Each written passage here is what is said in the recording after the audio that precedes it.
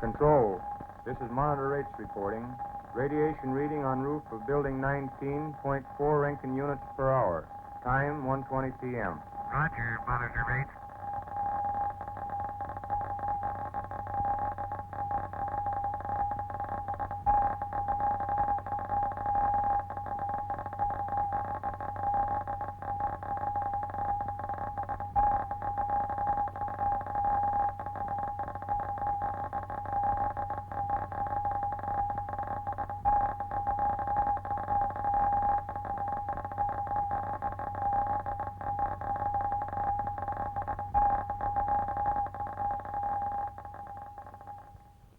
This is San Diego, one of the world's great natural seaport cities, the air capital of the West.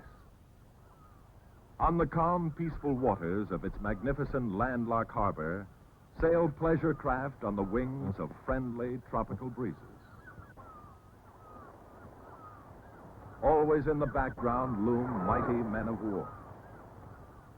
The seagoing muscles of our Navy are flexed here, and their powerful sinews stretch beyond the horizons of the world, farther than the seven seas.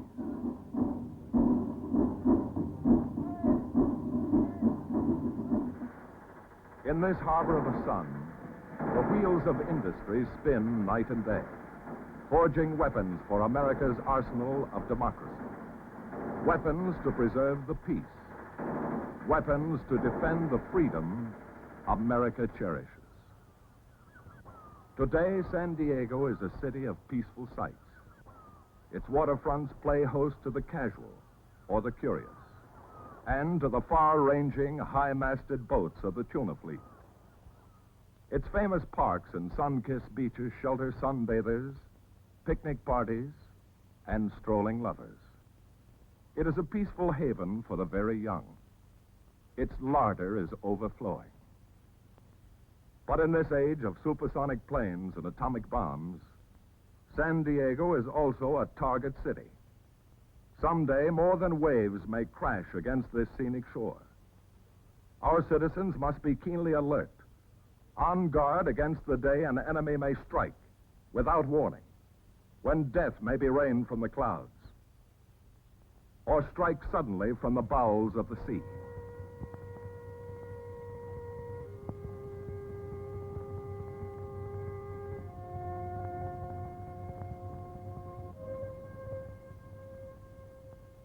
On the shores of San Diego's great harbor, the San Diego Division of Consolidated Vultee Aircraft Corporation is the scene of round-the-clock activity.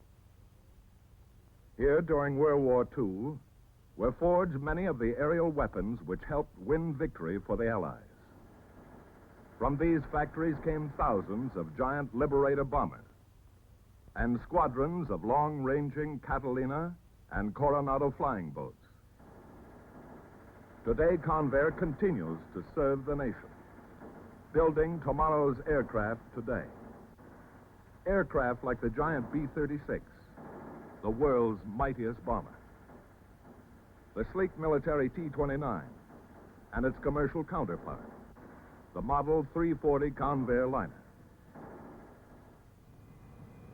And today, leaving the sound barrier far behind, Convair's swift Delta-winged fighters stand ready to intercept and destroy the invader wherever he may strike. Today, the San Diego Division works shoulder to shoulder with other Convair divisions, helping the nation to arm for peace, or if need be, for war. Tens of thousands of men and women earn a living through employment at Convair. One San Diego family in every 7 is a Convair family. What protection do these employees have should danger strike? How should they act to protect themselves in the event of attack? What measures has Convair taken to prepare for an emergency? Answers to these questions are the responsibility of the Civil Defense Office in Convair's Industrial Security Section. A full-time civil defense coordinator is employed by the company to work out the maximum measure of protection for plant personnel and property in the event of attack.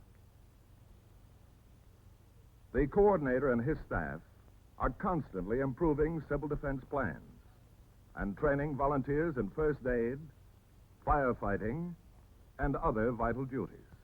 To facilitate efficient operation in time of emergency, the plant is divided into 13 zones. Each zone is headed by a zone captain, and each has its own teams of police, fire, first aid, and messenger personnel. All zones report to the plant's Civil Defense Control Center. In addition to zone teams, other teams of specialists operate directly from the control center, serving any area of the plant requiring additional assistance. Working with civil defense officials are scores of Convair volunteers, helping to prepare for any eventuality. By mid-1953, nearly 800 employees of Convair had received special training in first aid from an instructor trained by the San Diego chapter of the American National Red Cross. Many Convair employees furnish blood for wounded personnel in the Korean action. The blood is collected, stored, and shipped to hospitals in the combat zone by the San Diego chapter of the American National Red Cross, who is assigned the responsibility of collecting blood for disasters or for military needs as a part of the American National Red Cross program.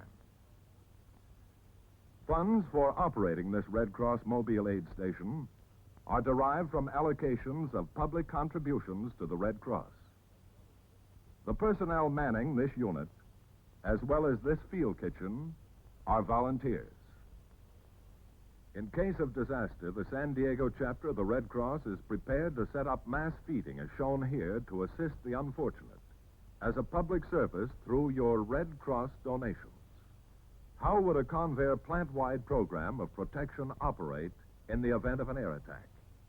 What should Convair personnel do when the alarm sounds?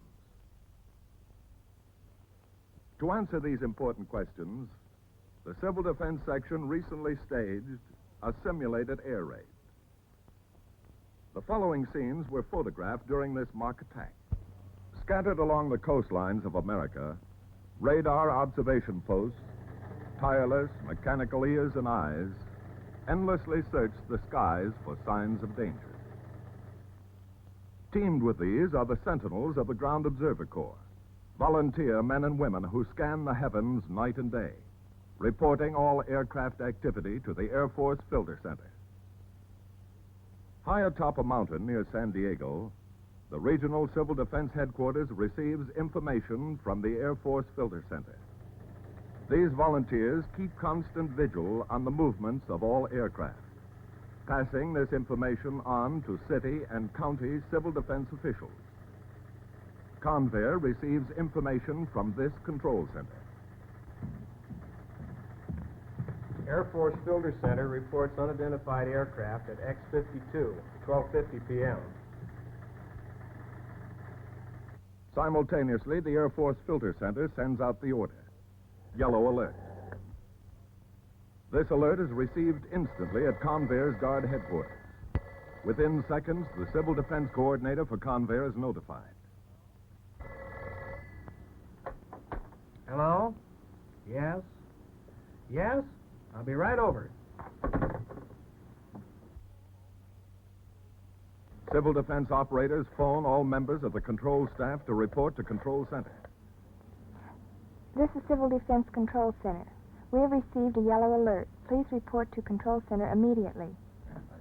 There, the staff members stand by, waiting and ready for trouble, should it strike. These men know their jobs and are prepared for any emergency. San Diego, unidentified. Recently, Conrad has just reported 50. I see. Unidentified. That's all we have up to the moment. You're activating the control center? Yes, sir. I think we better call General McGarty and let him know. Fine. The division manager is control officer, assisted by the chief of industrial security as assistant control officer, General McGarty. supervises activities of the control center. General, I wanted you to know that at 12:52, we received a yellow alert from the Air Force Control Center. That's right. 50 airplanes in the vicinity. We're activating the control center now. Fine. Gentlemen, at 12:52, we received a yellow alert through the Air Force Filter Center. May I have your readiness reports, please? All control center personnel are present. Fine. The Chief of Welfare advises that he has alerted his key people. Transportation facilities are standing by, says their chief. The Chief of Radiological Defense reports that his teams are equipped and ready. The plant physician announces that equipment and personnel are ready for the treatment of casualties. All police precautions have been taken, reports the Chief of Guards. Classified areas are covered, says the Supervisor of Security and Investigation. The Fire Chief reports that fire control plans are in operation and equipment is ready. The Chief Warden states that his men are standing by. The Civil Defense Coordinator advises the control officer that his organization, built up over months of careful planning and training, now is ready. The hour of proving is at hand.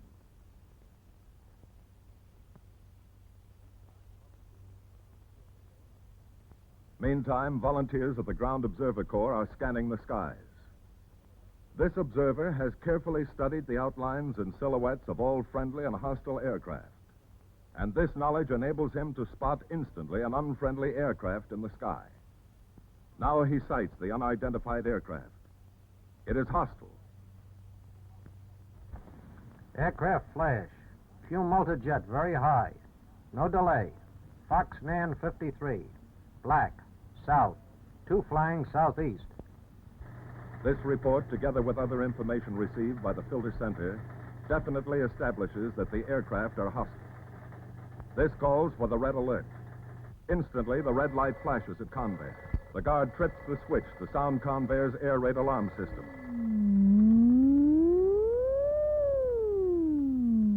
The city alarm system is also activated.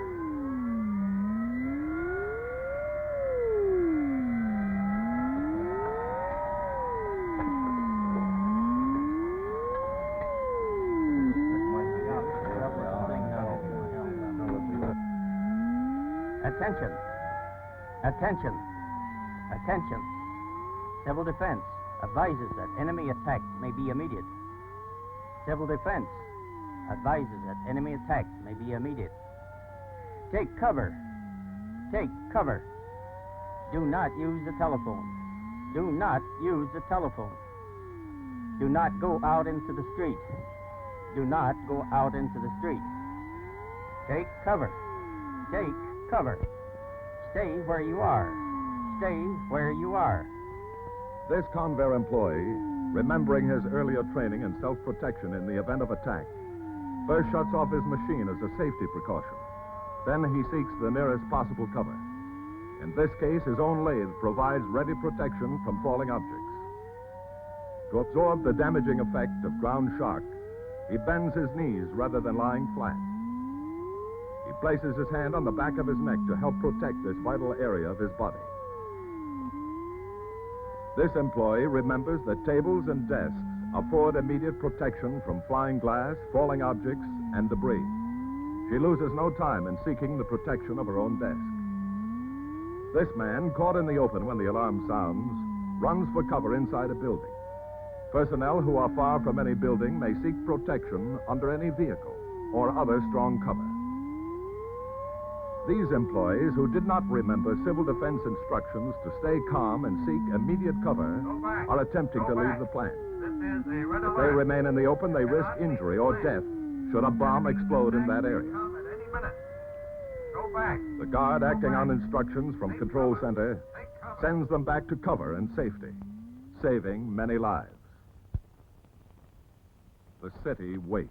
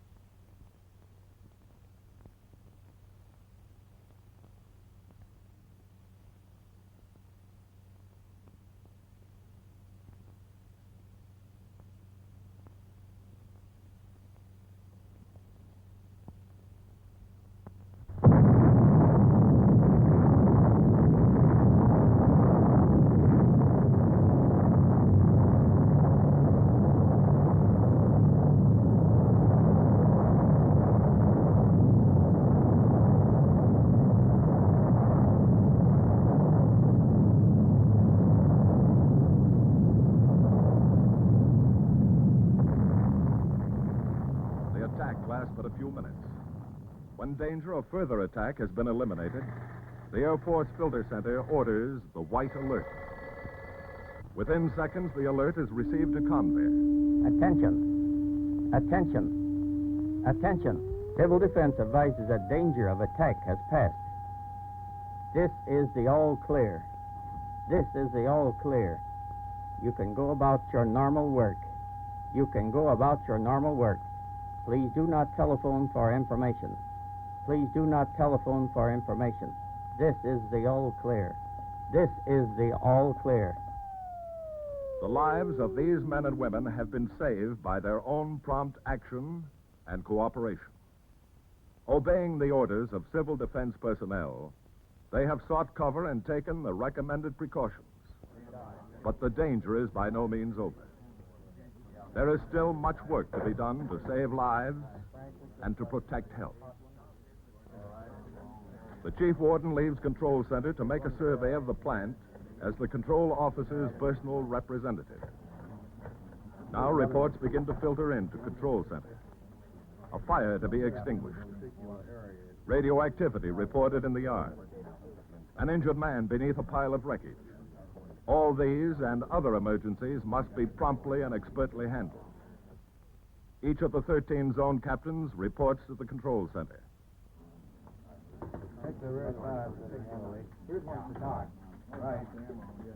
The control officer checks these messages and relays them to the appropriate chief of service for action.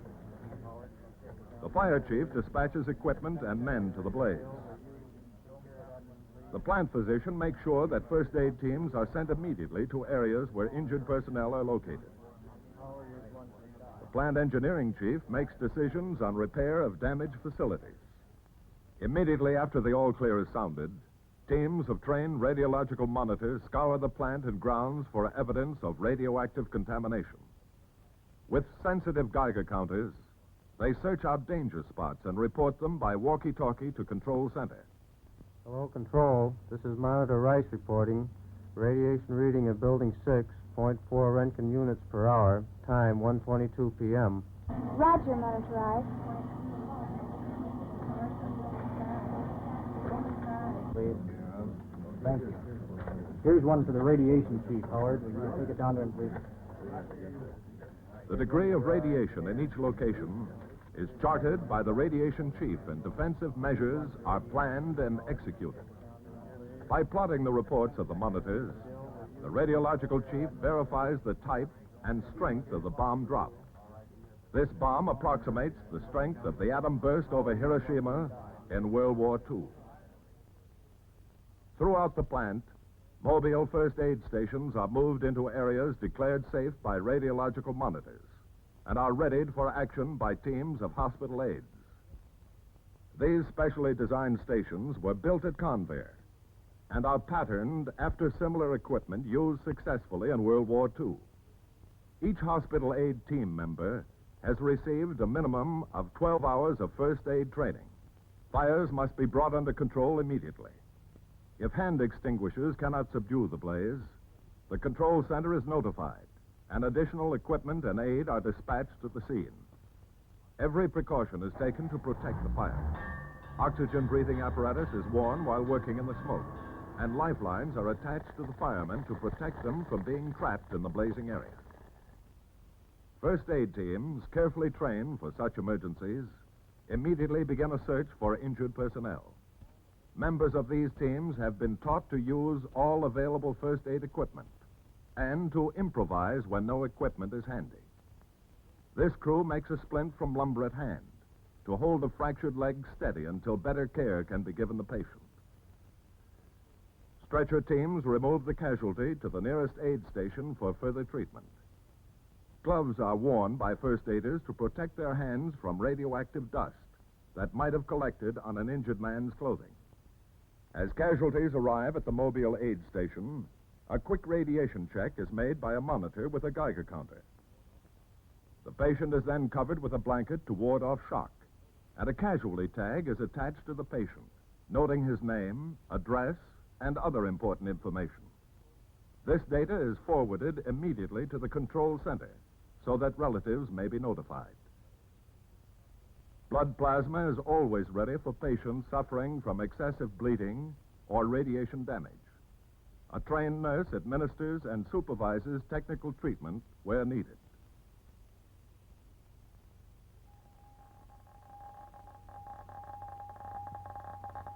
Following detection of radioactive material, decontamination crews go to work immediately to remove dust or other materials which might endanger lives and health.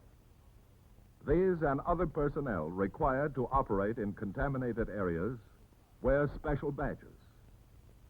Inside these are tiny pieces of film which record any exposure to radioactivity. The film is checked regularly, and if it shows signs of radioactivity, the crew member is given immediate preventive treatment. Members of decontamination squads also wear protective clothing and respirators. The most common method of decontaminating a hot area is to scrub it with water and brushes. The water is carefully swept into the sewer, from which it eventually will find its way into the sea, where its radioactivity will be dissipated. Now that the enemy has declared his hand by attacking, it is all the more important that the plant be returned to full production as rapidly as possible. Reconstruction work begins immediately. Cranes remove fallen steel beams and heavy timbers. Blasted holes are filled in, and wiring and pipelines are replaced or repaired. Production throughout the plant takes up where it left off when the red alert sounded. Casualties can be prevented by prompt action and ready obedience. Convair's Civil Defense Section is doing everything possible to protect personnel should an emergency strike. The effective execution of Convair's civil defense plans requires the wholehearted cooperation of every Convair employee. These men and women are going home because they remembered to take cover when the alert sounded. They protected themselves by cooperating and by taking the precautions recommended by the Civil Defense Section. Dedicated to serving democracy and preserving the peace, Convair prepares.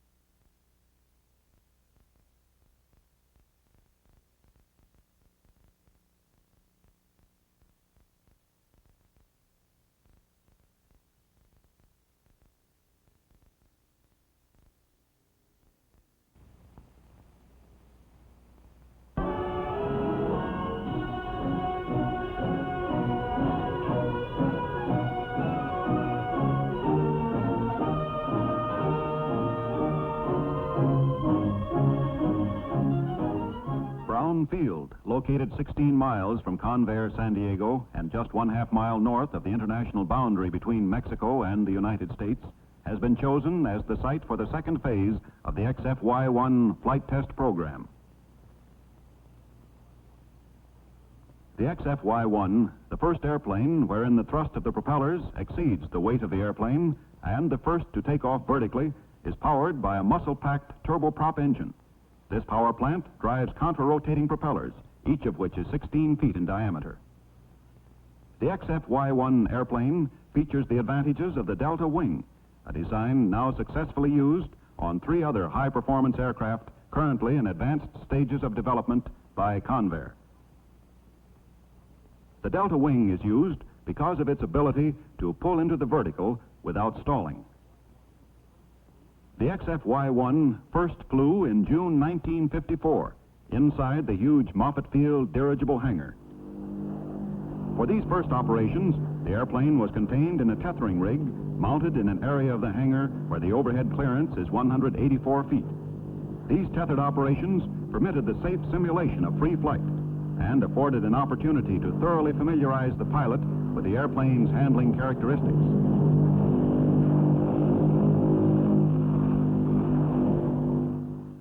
Here's pilot Skeets Coleman with project engineer Burr Carroll. Coleman has had extensive experience in helicopters and practically all American fighter craft. Let's ask him about this morning's flight. What's the flight plan today, Skeets? We expect to take off at takeoff power and immediately began the transition to the horizontal.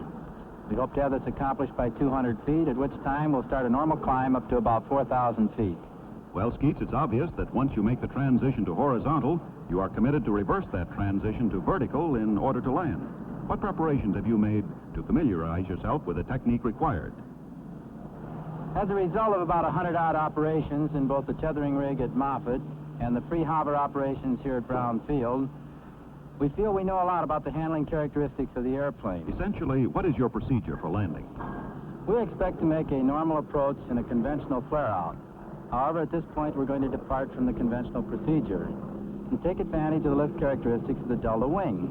As we rotate to the vertical, the propeller will take over the lift and we'll make a normal touchdown. Excuse me, I have to go.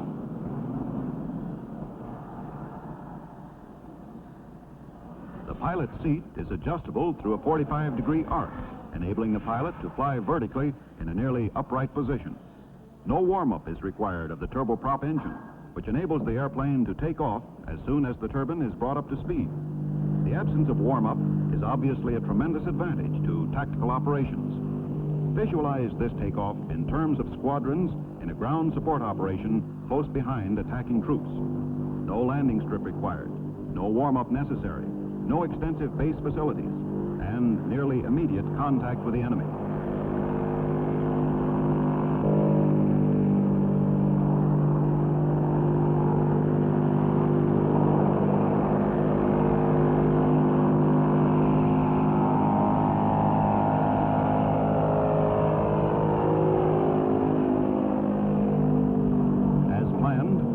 Makes immediate transition to level flight and begins his climb to 4,000 feet.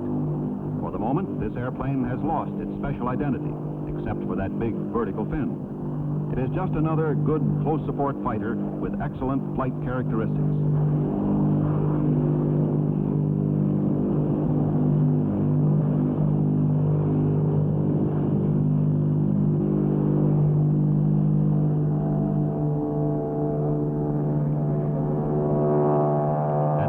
T40 engine of 5,500 estimated shaft horsepower drives the contra-rotating propellers.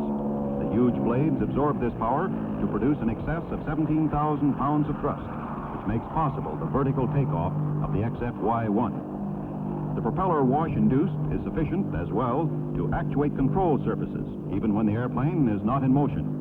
In this airplane, as in the other delta wing aircraft, movable surfaces known as elevons attached aft to the wings combine the control effects achieved by ailerons and elevators in conventional airplanes.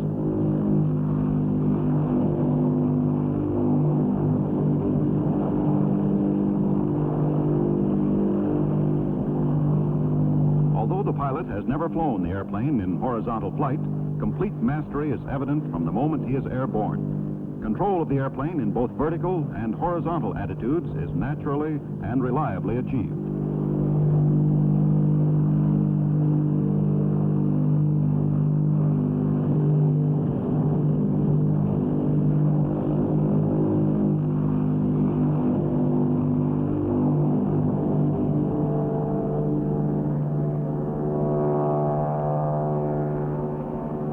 Although this is no high-speed test and no radical maneuvers are desired in a first flight, the XF2Y pulls away from the chase plane with ease.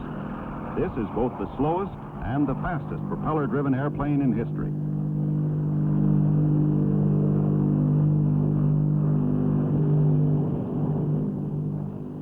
In horizontal flight, the safety of this airplane, with its radical design concept, is exactly the same as a conventional propeller-driven airplane. The important difference is in the takeoff and landing runs. These runs are the slowest in the world, and the pilot can be safely ejected at any altitude over 100 feet. Compare this with fast takeoff and hot landing jet aircraft, requiring runways 8,500 feet long.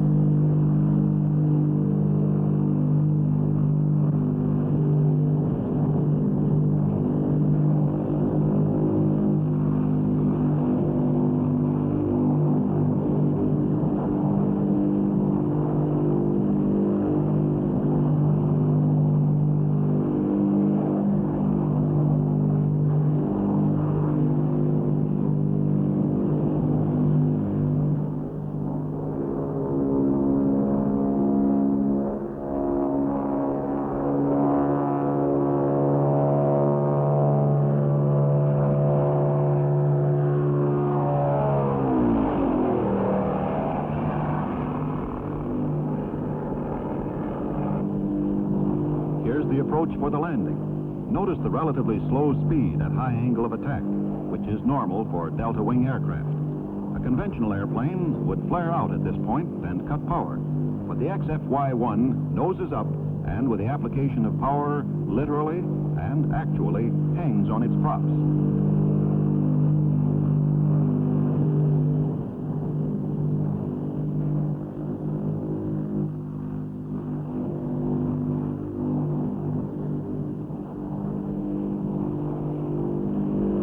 Skeet's estimate on how this maneuver would be executed has been confirmed. And now for the left down.